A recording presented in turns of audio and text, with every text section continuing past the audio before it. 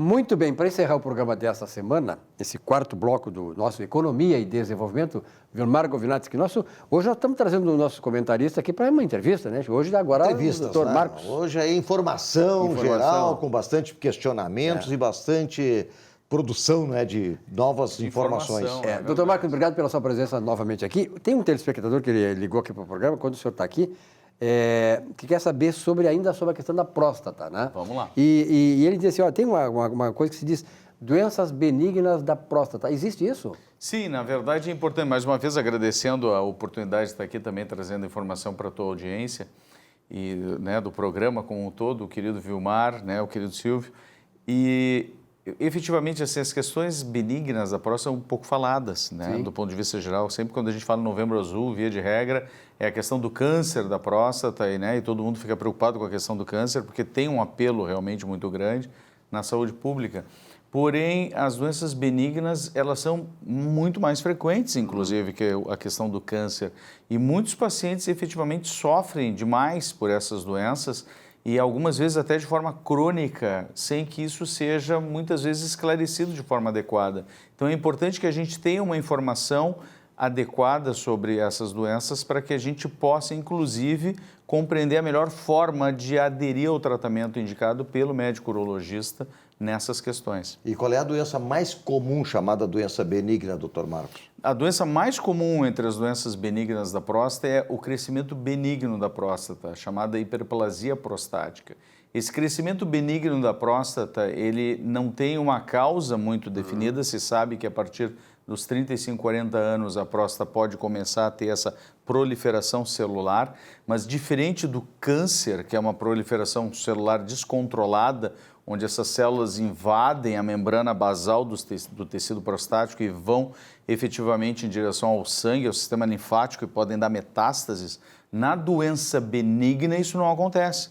É uma proliferação controlada das células que produz nódulos dentro da próstata que podem obstruir o canal. Desculpa interromper, doutor. Claro, ela cresce, mas continua viva. Exatamente. No caso do câncer, ela morre, por isso que começa o crescimento desordenado, é mais ou menos isso? Interessante a sua pergunta, porque, de fato, quando a gente fala na doença tumoral maligna, no câncer, efetivamente existe uma proliferação celular onde, por fora do tecido segue proliferando, mas internamente, na doença do câncer, o tecido vai morrendo, porque a replicação celular é muito rápida, efetivamente esse tecido mais interno, ele não tem o suprimento adequado de sangue, embora o câncer possa, inclusive, promover a proliferação vascular, ele pode promover os seus próprios canais de alimentação, ainda assim o tecido interno do câncer realmente morre, Vilmar. Agora, efetivamente, quando a gente fala na doença benigna, Silvio, nós estamos falando de uma proliferação que o tecido, de fato, Vilmar, fica vivo,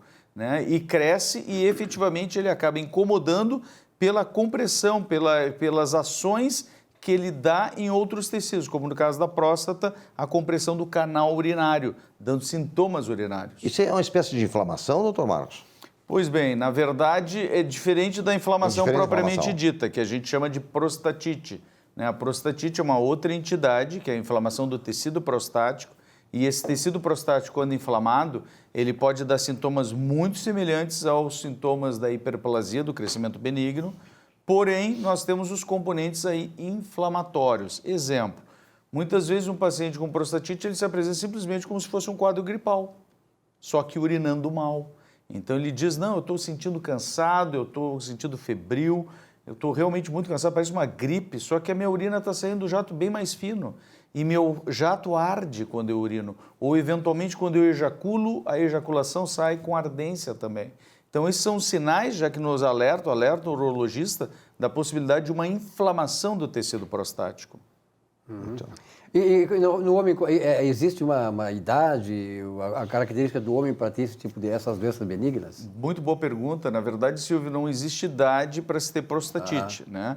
Eu já tive até pacientes adolescentes, um rapazinho uma vez de 13 anos. 13 anos, chegou com prostatite, o menininho, e ele veio, curiosamente, com um PSA elevadíssimo. que é um dos exames que a gente usa, né, normalmente para pensar em câncer de próstata, a alteração do PSA. Mas, de fato, todas essas doenças, tanto o câncer propriamente dito, quanto o crescimento benigno, chamado de hiperplasia, como a prostatite, todas as 3 entidades podem alterar o PSA, o exame de sangue. Da mesma forma, todas as 3 entidades podem acometer o mesmo indivíduo. Então, ele pode ter no seu tecido prostático áreas onde ele possa ter eventualmente câncer, eventualmente onde ele tem áreas de hiperplasia e áreas também de inflamação do tecido prostático. Por que em geral, o câncer de próstata atinge homens mais maduros? Pois bem, quando a gente fala na idade, a idade é um fator de risco para o câncer de próstata. Então, na verdade, com o passar do tempo, a gente tem um aumento da incidência da doença. Isso num pico que nós temos mais sério entre os 50 e os 70 anos, né? 75 anos. Depois disso, de fato, e antes disso, a doença passa a ser mais incomum. Claro que nós estamos falando do aspecto clínico da doença. Se a gente fosse falar efetivamente, Silvio, de todos os homens, né, que fossem viver até os 110 anos, mais ou menos, em torno de 100, 110 anos, todos teriam alguma areazinha com um crescimento maligno, vamos dizer assim, dentro da próstata. Mas justamente os pacientes mais idosos, e nós estamos falando de idosos no sentido de 80, 85 anos, nós temos ali, quando aparece o diagnóstico, né, de uma doença tumoral prostática, é um crescimento muito lento, Silvio. É um crescimento que normalmente não vai fazer, Vilmar, com que esse paciente morra da doença, né? Então, por isso que é tão importante que a gente faça, né, o urologista, a seleção adequada do paciente que precisa efetivamente de uma investigação mais detalhada e de um tratamento adequado para a doença. Doutor Marcos, a gente tem muitas doenças chamadas doenças silenciosas, que a gente não sabe que tem e tem. Né? E lá pela quando a gente começa a ter sintomas é porque já está num ponto mais crítico, já mais avançado. Esta doença chamada benigna, seja prostatite, seja, enfim, esse aumento celular, né, de crescimento, mas mantendo a célula...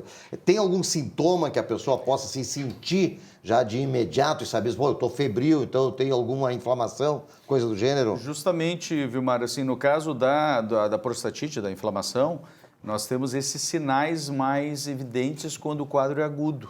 Só que a gente nunca deve esquecer que existem as chamadas doenças crônicas, né?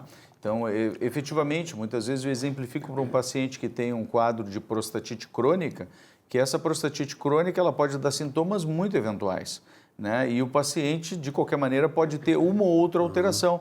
Muitas vezes tem uma alteração de um PSA, mas não tem nenhum outro sintoma.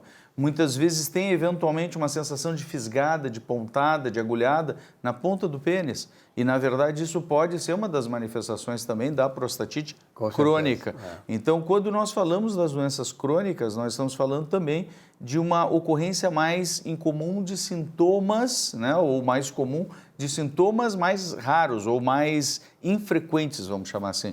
Então, por isso que é tão importante a gente entender que nem toda a doença vai ter uma apresentação tão clara. Essa é a missão do médico, justamente, fazer o diagnóstico adequado, juntamente com o histórico do paciente, os exames adequados para poder fechar esse diagnóstico. Vilmar, terminada a nossa consulta, né, com o doutor Marcos, consulta, né? Você tem, com certeza, né, muito interessante. Realmente, doutor Marcos, muito obrigado pela sua presença aqui. Muito obrigado mais uma vez. Realmente, esse espaço que o doutor Marcos está ocupando aqui tem sido muito discutido, muito bem recebido pelo nosso espectador. Muito obrigado, doutor Marcos. Então, obrigado, boa semana. Boa semana também. Nossa Economia e Desenvolvimento fica por aqui. Uma bela semana de trabalho. Até a semana que vem. Até lá.